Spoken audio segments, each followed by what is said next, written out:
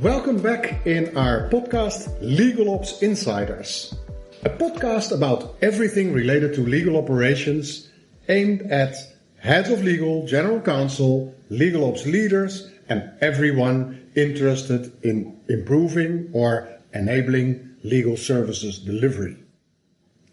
In this episode, we're going to talk about legal ops readiness or legal ops maturity.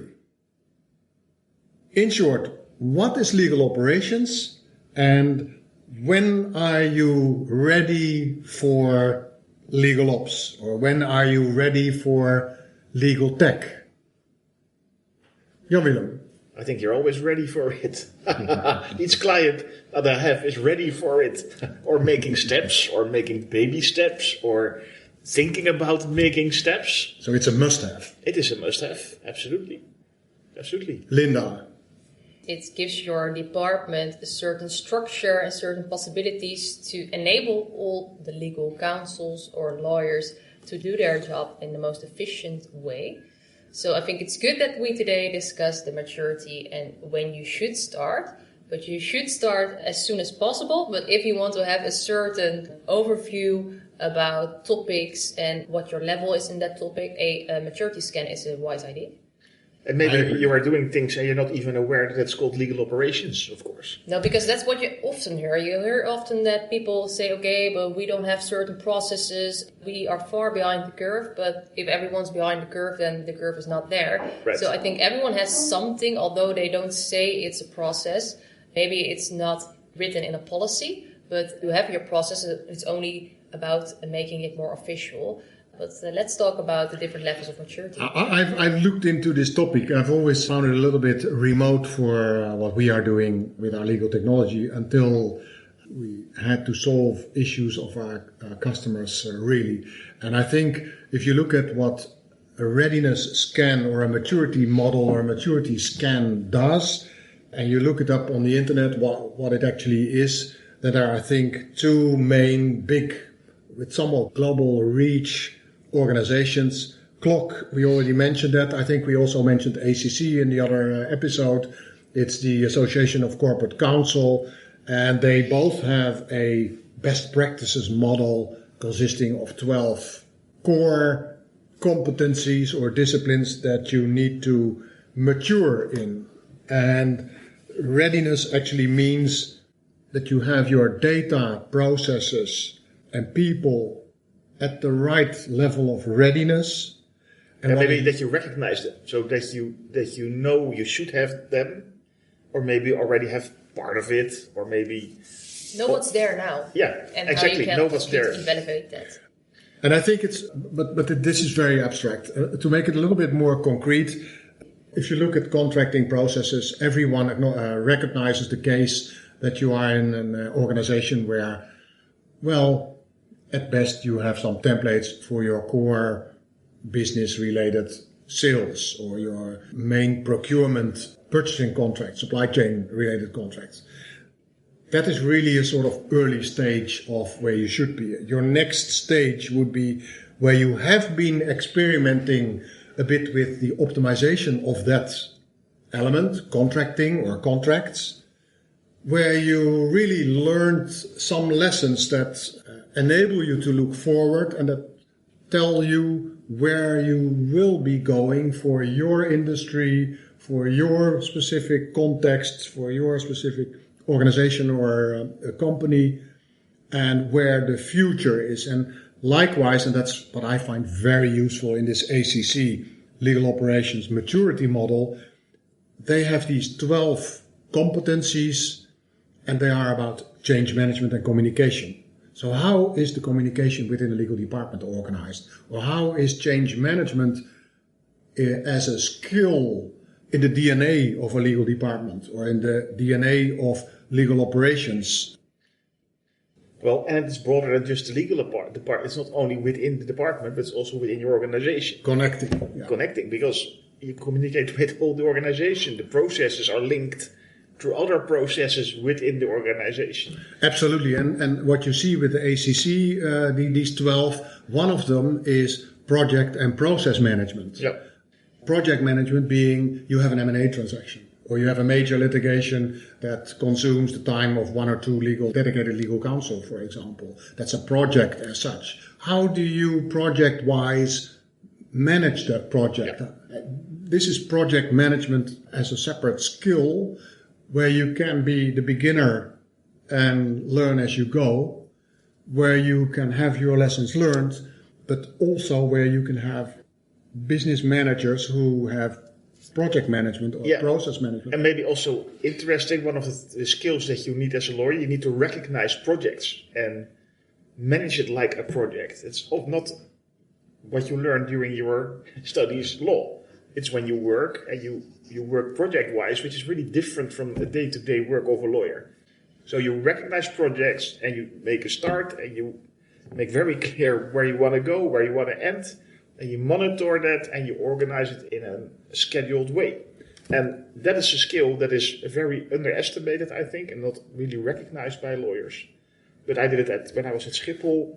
My project was creating one contract management system instead of 7 different systems. Within the organization, there were 7 places where contracts were stored. The real estate department had its own system, the commercial department had its own system, procurement had its own system, so contracts were scattered over the organization. But everyone had a process for itself, but there was not one process. So my project was come to one process and come to one place for storing contracts. It's not legal at all. It was not a legal process. No. And it's probably not necessary to be mature in the processing from day one, because day 2 is that 7 departments have their own way of processes. Probably there are business managers who have their project management skills or process optimization skills to help a legal department in that. But in the end, I think the vision for the longer future, especially if you have 7 departments, is you want to leverage AI. Yes. And AI is about breaking the silos of departments so that people know how to find each other, so become more collaborative. AI is about, or data management, also one of those 12 competencies, is about breaking the barriers between data, bringing the data in one big pool where there's one single source of truth available for marketing communications, for salespeople, for people in the operations, after sales risk services. management. Yeah, that's also one of the topics I focused on in the beginning, is making the unstructured data more structured, because you want this data to be used to see if processes are working, but also for the reporting and the insights about the processes. So I think that's a really interesting topic as well. And one of the things over here is, yes, it is important that you acknowledge, that you recognize, hey, this is a process that really is not functioning. And of course you can be irritated about all kind of inefficiencies. I'm easily irritated about such type of inefficiencies. But I think part of those competencies is also the leadership in an organization. When I talk to heads of legal, they say, I'm serving leader. I mean, we have dienend leiderschap in Dutch. I'm not sure what the English term is, but... Servant leader. A servant leader. Servant leader. So you listen to your people and they tell you what to do. But the question is then, is that actually true if you want to change something that is not necessarily recognized by everyone, or actually even denied by several ones?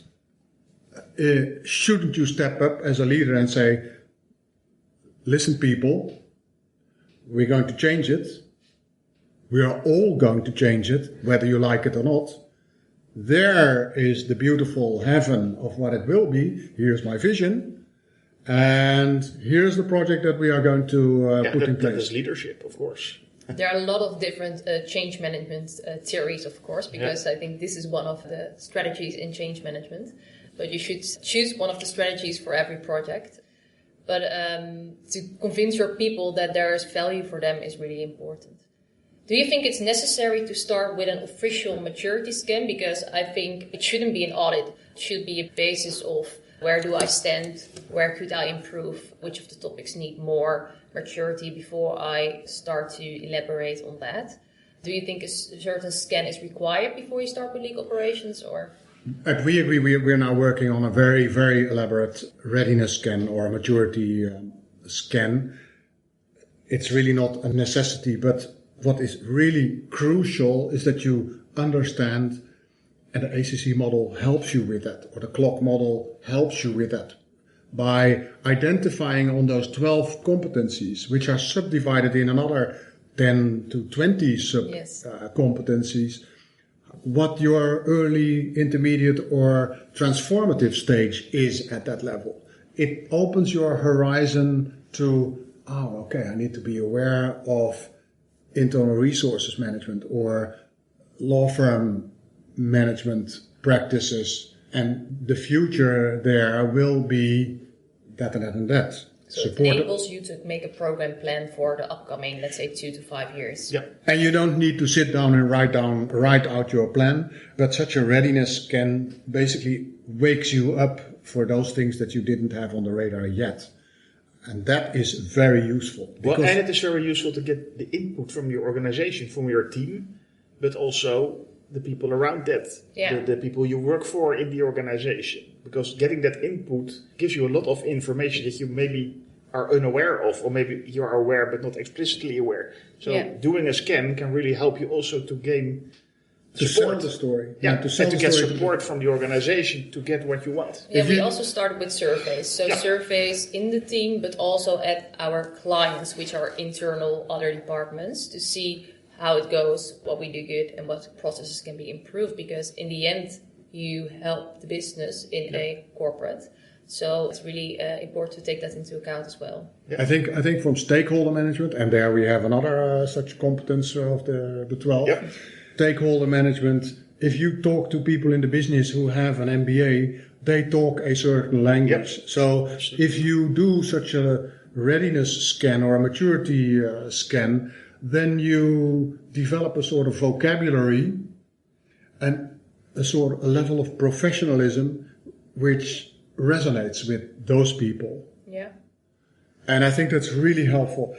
Then I think legal ops is for many organizations triggered, becoming on the agenda at the moment that they start implementing legal technology. Have such a scan for your own organization helps you get on the radar where you need to be for legal tech in 3 to 5 years' time. Yes. And know what your requirements will be.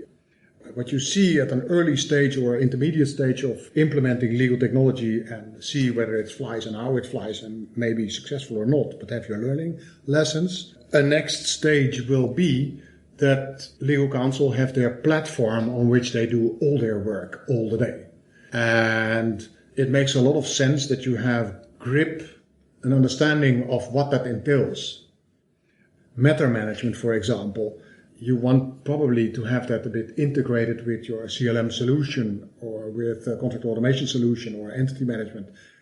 For us, matter management is something that is extremely easy to create because we have it with our own programmers. They do the ticketing and it's a sort of copy-paste of their code, and it's also their ticketing system, and it's copy-paste of their code into our solution to develop that. So you need to talk to your legal tech vendor to understand on the roadmap, while I'm not there yet, but for my wish to be in that direction in 3 years' time, I would need some... And maybe it's good also to make the bridge here to the AI developments, because they're also very much on this part. You will manage probably a few AI agents who do the work for you. Yeah. So and that's the dashboard that you're talking about. That is the platform that you work on. But in the very near future, each lawyer will manage a few AI bots who do things for you. Yeah, for your technology roadmap, it's definitely important to zoom out and to see what your processes are now and how you also work with the other departments. Because the other department can have a certain tool. Can we connect them with our tool?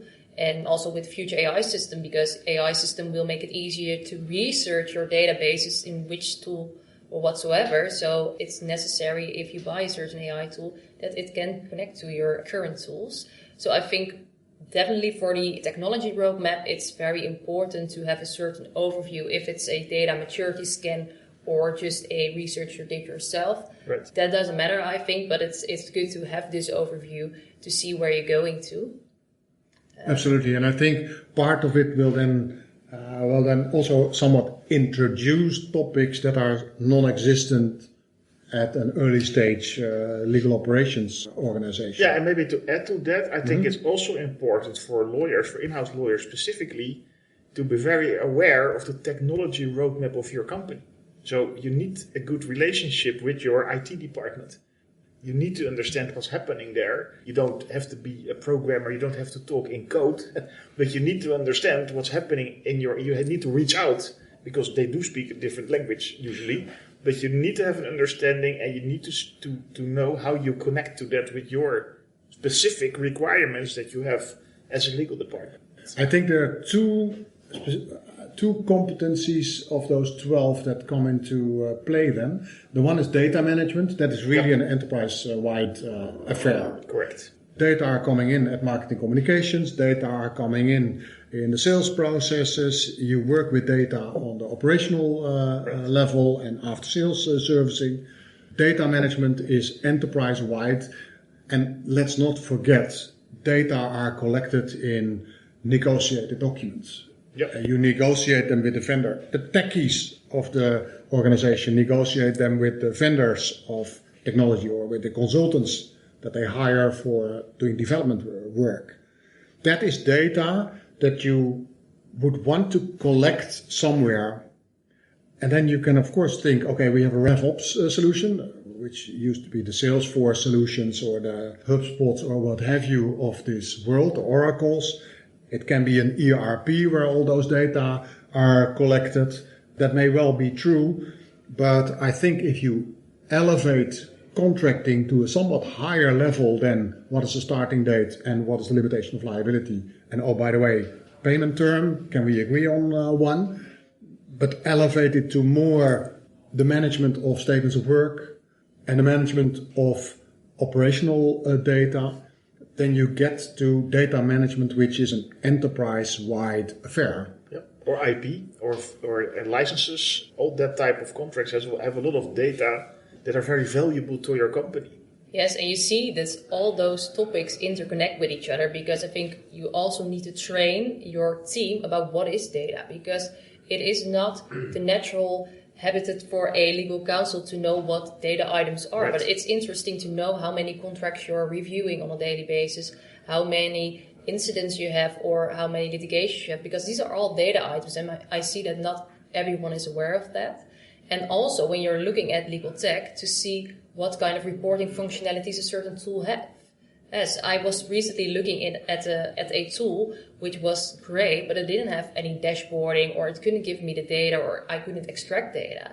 I mean, that's crucial, because you want a system to give you more insights to further improve your processes. Yep. So you see that all those topics within the CLOC or the ACC really interconnects with each other, and that makes it sometimes difficult to see where you could start. So then again, the maturity scan is beneficial. It's underestimated how important metrics and data are. Correct.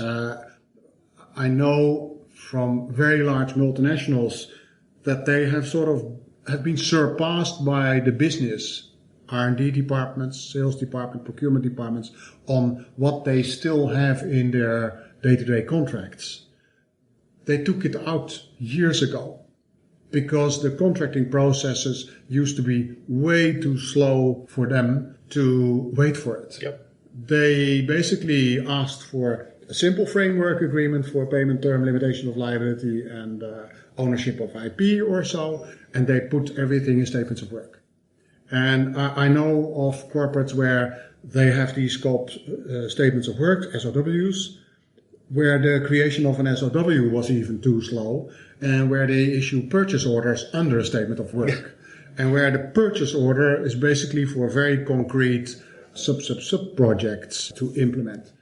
Now, that is coming from an era where also the Oracle's SAP, the big ERP system, gained importance, and where they took over the legal affairs that are in it. But still, if you have a litigation about liability, you will have to aggregate it all, bring it to an arbitral tribunal or to a court or so, and then have it all under a contract. You would want to have what is agreed in a CLM, in a contract lifecycle management solution, where you have all those data all together. Yeah, but when it goes to litigation, you want more. You also want the communication. That's probably becoming relevant. So how did the contract came to force? What happened? What was the negotiation like? What was the communication? You need much more data than just the contract. But you see the value if it's all organized properly. Absolutely. And the data is there, because then you can also ask external law from a way more concrete question,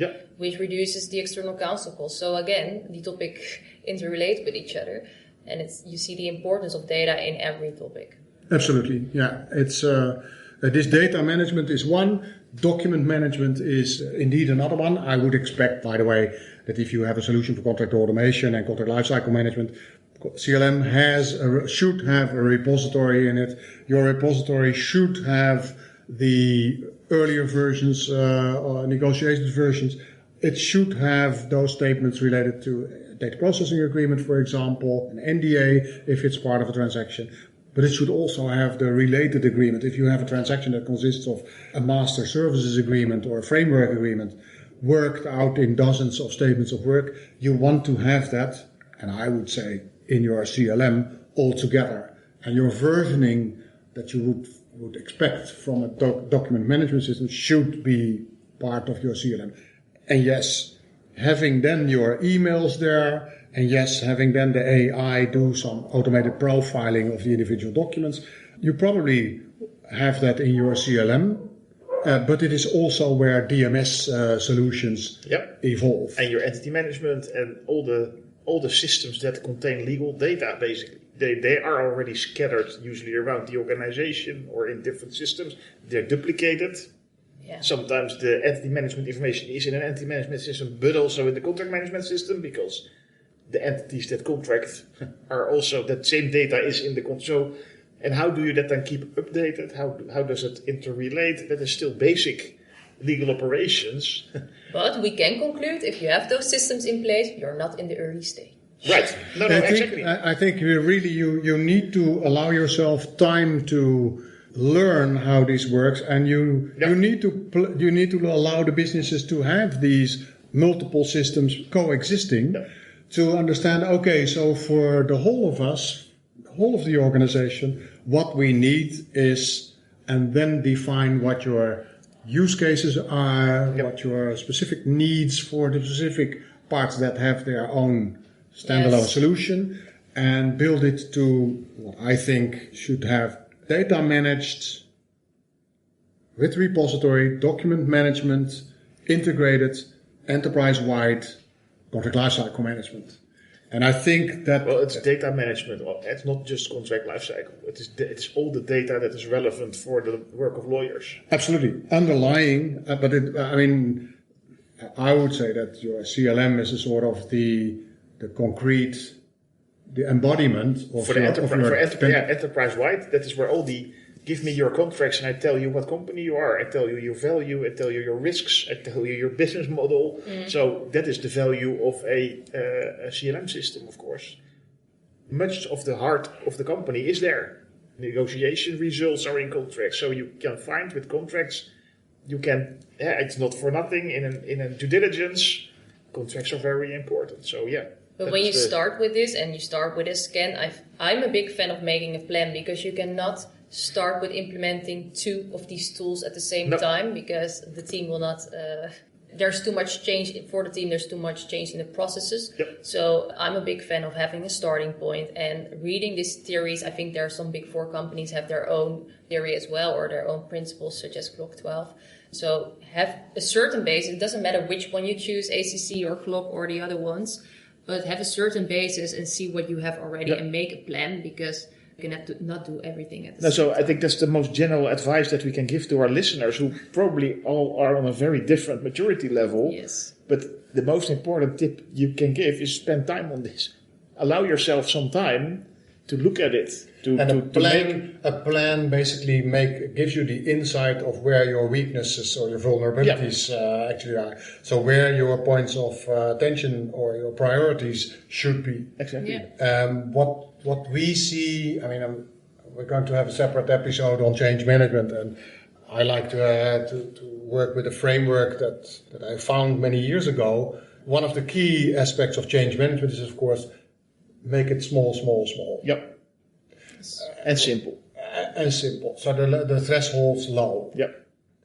This is an emotional component, but the funny thing is, yes, you will then look for a use case and optimize the process and how the use case is actually helping service delivery, legal services delivery in the organizations. And then you build several use cases, and likewise you build your requirements for an end-to-end solution, and you see what your transformative stage of legal tech or legal operations will be. But to make it small, you should do that in the right way, I think, because you can making things small is basically because people... No, the plan is big. I mean, you have a plan. The plan is big. Yes. But to make it work, you have to make parts of it small. You have to make steps. Yeah. But you reach the overreaching goal, that's the plan. And that can be very big and can have big consequences. It can require investments, for example. But to make it work, the only way to do that is to make small steps. Also because of resources. I mean, how many people do you have for this? Who is going to help you within the organization? Does IT have a project manager available for your implementation, for example? You're very dependent on That's all also this. the role of the legal operations leader or manager or counsel, to have this relationships with IT and to know their planning and see where you can be on the planning. And making it small is not only about making the project, the implementation that you're undertaking small, but it may require that you are immediately widespread in, for example, setting up an integration with SharePoint or so, or immediately connecting a solution with DocuSign, because that's to make the small actually operate small in the end user's day-to-day practice. Small is important because the early stage of undertaking implementation is on top of the existing busyness. Yes, no, exactly. And actually you mentioned DocuSign. I find that a very good example. I mean, the digital signature in general, the tools that DocuSign is a good example, there are more tools. It's very simple to use. And it is everything that was on paper still there. I have clients that really want wet signatures on everything. They have big signing books and they still want it. For no reason. And if you look at it, that process and also even paragraphs on each page with DocuSign, it is so much easier. There's no reason not to use a digital signature. And make your return on investment of buying the tool. I once heard an example from a law firm, and it really illustrates how you can make your return on investment. That a legal manager is printing the document, putting it in a folder, walking up the stairs, getting the signature, walking down the stairs, scanning it in, and then emailing it again to the person who wants to receive it. Yeah. How easy can you make your return on investment of buying DocuSign or Adobe Sign or whatever? So make it also small, but also easy. It's some situations illustrate so perfectly how you can change certain process. And also I think it's, if you start with legal operations, choose for low-hanging fruit, choose for a situation in which you can give value or improvement to the team or your direct colleagues or your RT department, because you need them along the road, your support, also procurement, which improves their day-to-day, so they get excited about legal operations. Yeah. Another good example that we encounter is the digital shareholder register. It's still, in the Netherlands, a very old-fashioned thing. People have their shareholder register in paper books for no reason. You can digitalize it, you can give your notary access. Yeah, there are a lot of tools for that. I know, but they're not used. They're still not used. It's very easy to do this, and the business case for one of our clients was very simple. They had a lot of transactions. They had constantly couriers running around with these paper books between notaries and their office. The business case was simply cut out the courier costs. Yeah, oh my God, they're so expensive. Yeah, but these tools are not that expensive, and the implementation is also not that expensive. No. So why do we still have paper books? That's basically because the notaries are very old-fashioned and think this is good business for us. Main message of this episode is start. Yes, yeah, absolutely. And it's not hard to start. It's not hard to start. Important. That's a good slogan of this. We've talked a lot about most of the or all of the 12 competencies have passed now our review here. A few that we didn't really talk about is one is internal resources management, and another one is a law firm and vendor management. No, the last one, we did the internal, we talked about that, about getting your connection with IT and with other corporate staff departments. But also from your team. And from your team, yeah. I think in a perfect world, I think as a general counsel, you will see where your team is working on and not the exact work. But for example, if you have a transaction, there's a peak in work and another team has not a big project so they can support other people. I think in the future, you want to be more flexible with those resources. Yes. So I think that's also a topic from CLOC Core 12 principles, that you can change your resources within your team based on where the urgency is. Yep. And if you have transparency because of certain systems, because of knowledge centers, etc., and because of certain policies, it becomes more easy to rotate the team members if there is a certain peak. I completely agree. I think that is one of the benefits with a good operational system. Knowing where your data is, knowing your processes, it's much easier to plan your resources effectively. And then having done a readiness scan and having a plan sort of resulting from your maturity scan helps you also explain to people in the team why you're not giving one person too much benefit at this stage, while at the next stage another person in the team could fill in other aspects that need to be filled. Yeah. No, you can just better support them. Yeah. And I think that's very good also for the work-life balance, which is important for team members. Yes, absolutely. Absolutely. And also we discussed in one of the last episodes is that it enables your team members to have more fun in their work. Yep. Because they do less administrative work if the processes are right and can focus more on the interesting tasks. We may need to have a little bit of real-life examples, legal leaders who have their experiences in early stage and intermediate stage, and maybe the visionaries who have seen it all already. Well, if they're listening, they are welcome to react, and we will invite them here to join the conversation. That's a good invitation. If you think completely differently, or you agree, or you have a certain insight about the Legal Ops Insiders podcast, please place a comment under this episode at the platform you're listening to.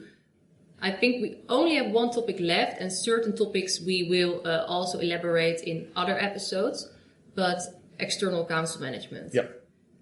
I think this is, or they call it sometimes differently, financial management, budget management, external vendor management, I think. Mm-hmm. I think this is the one changing enormously nowadays. Rapidly. You see now on LinkedIn a lot of news articles about AI and in-house and law firms, that is changing the whole setting. But external counsel management, if you do it properly, there's so much to win, and not only regarding cost, but also regarding quality and efficiency and getting the work more rapidly done. So I think this is something you can easily focus on, and there are easy wins.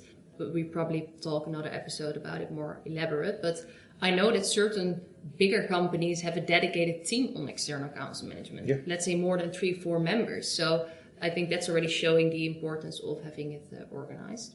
That's very interesting that you mentioned, because it's not only that as a large corporate you have the leverage over law firms, but it's also the leverage that the benefit that you can have from startup scale vendors who don't have the resources that you seek, who don't have the capacity to execute an implementation.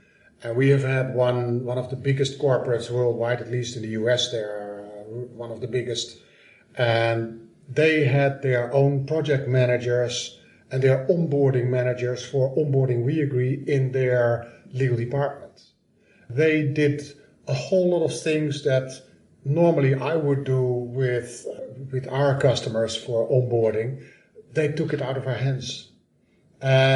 And that's very good, because they know their organization. That's much more efficient. They know the people, and they know how it works there. This is an extremely innovative company where they seek to work with innovators, where they understand that if they want to have the most innovative solutions, as they sought with Weagree, that you then should not expect a fully mature vendor, if you wish, but anticipate this by filling in those gaps and do some sort of risk management in your innovation strategy that you implement together with a startup. They are not really not a startup, but yes, in the execution, things can go better. And it's not necessary that you dismiss a vendor for being too small, but rather that you're aware of the risks involved there and that you feel that in yourself or in partnership with your... That's a good word. I think also because external counsel management, a lot of people think about cost management, and that sounds a bit negative. I want to make it more positive. Think about partnership, because I think you can add so much value and get more quality for the price you pay if you make it a partnership. Especially with upcoming AI, you can make agreements about how the use of AI so that both parties, yourself and the external party, is the most efficient. But also, I spoke to a legal manager of a law firm, and they say if we negotiate certain fees, it will save us so much time instead of you asking a quote for every small task. So all those things, if you partner up and you make agreements on how to work the most efficiently together, the results gets more better and everyone has more fun. So external counsel management is a big win as well.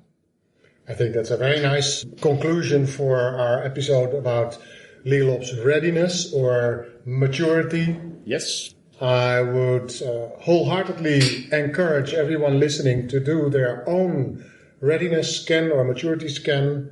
There are a few available online. We have one if you wish, and it's helpful. Thank you very much. We look forward to seeing you back in the next episode.